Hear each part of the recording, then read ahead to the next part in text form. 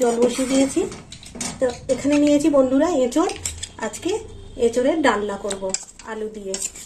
তো এঁচড়টা একটু সিদ্ধ করে নেব। দিয়ে দিলাম এঁচড়।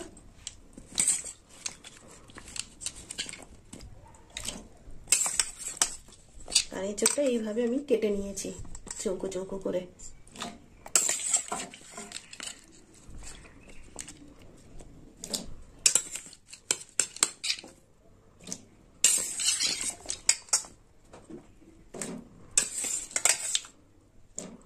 দিয়ে দেবো 1 চামচ লবণ। দিয়ে দিলাম লবণ। সিদ্ধ হোক। এঁচড়টা সিদ্ধ হয়ে গেছে। এবার এঁচড়টা নামিয়ে নেব। দিয়ে দেবো সাদা তেল। তেলটা একটু গরম হোক। গরম হয়ে গেছে। তো এখানে আমি আলু নিয়েছি। এই যে এরকম ভাবে আলুগুলো কেটে নিয়েছি। আলুটা ভেজে নেব। দিয়ে দিলাম আলু।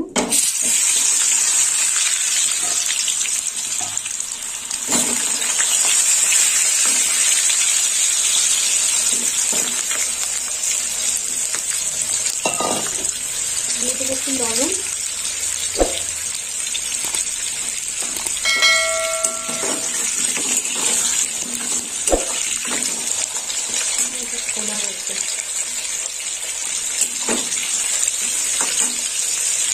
একটু হলুদ দিয়ে দেবো।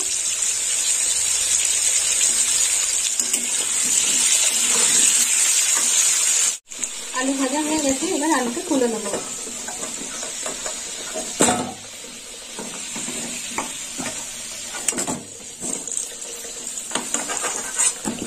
আলুগুলো এরকম লাল লাল করে ভেজে নিতে হবে।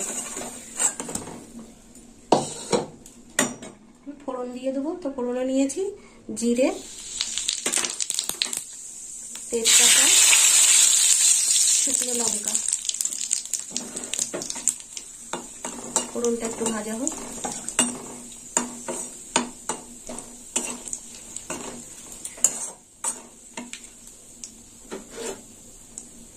আর এখানে নিয়েছি পেঁয়াজ বাটা। পেঁয়াজটা দিয়ে দেবো। দিয়ে দেবো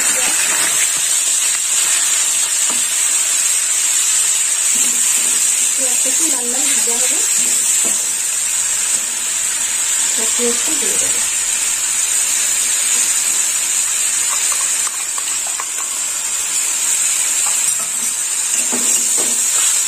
ভাজা হয়ে গেছে। এটা মশলা দেবো। তো মশলার মধ্যে দেবো 1 চামচ রসুন বাটা। আর দেবো 1 চামচ আদা বাটা। আর দিয়ে দেবো 1 চামচ কাঁচা লঙ্কা বাটা। মশলাটা একটু ভালো করে কষে নেব।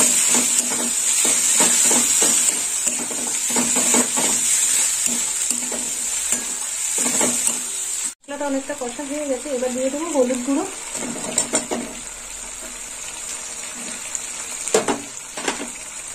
আর এখানে নিয়েছি 1 চামচ জোয়ান বাটা। দিয়ে দেবো জোয়ান বাটা।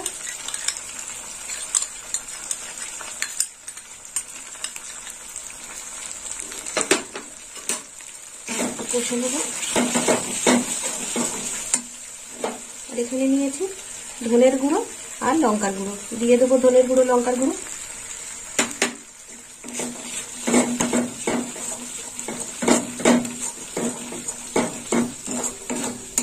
মশলা কষা হয়ে গেছে। এবার দিয়ে দেবো টমেটো বাটা। এখানে 2টো টমেটো নিয়েছি, ছোট ছোট টমেটো বাটা দিয়ে দিলাম।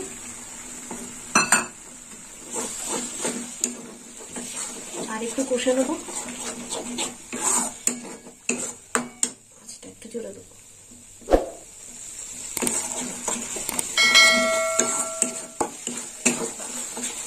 মশলা তেল ছেড়ে দিয়েছে।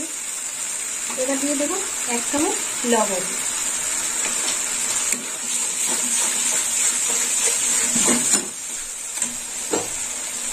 এবার দিয়ে দেবো সেদ্ধ করে রাখা এঁচড়।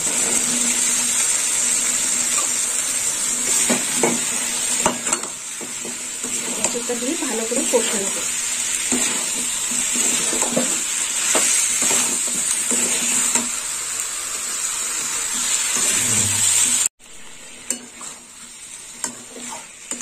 মশলার সঙ্গে এঁচোড়টা কষা হয়ে গেছে দেখুন বন্ধুরা।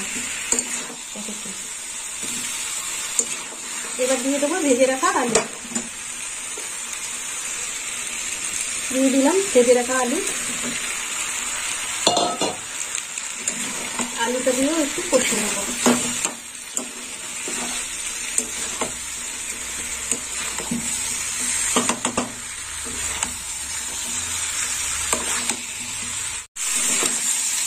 আলু দিয়ে এঁচোড় কষা হয়ে গেছে, এবার জল দিয়ে দেবো।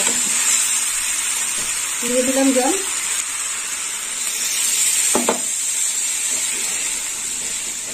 আর একটু জল দেবো।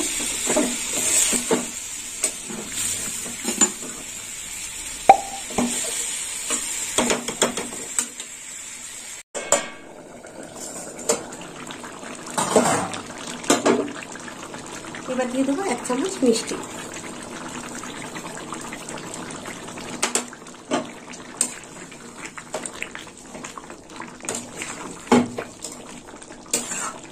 আর একটু ফুটবে, চাপা দিয়ে দেবো।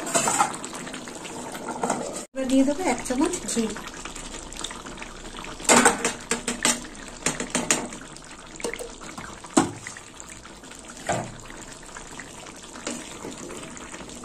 ছেড়ে নেব।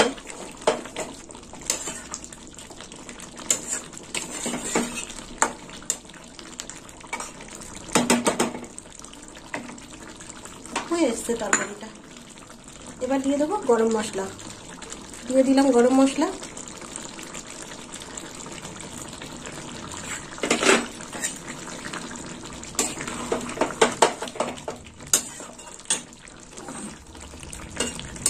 এই দেখুন বন্ধুরা, আমার এঁচোড়ের ডালনাটা হয়ে গেছে।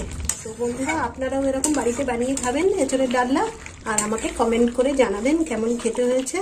আর আমার ভিডিও ভালো লাগলে লাইক করবেন, শেয়ার করবেন আর সাবস্ক্রাইব করবেন।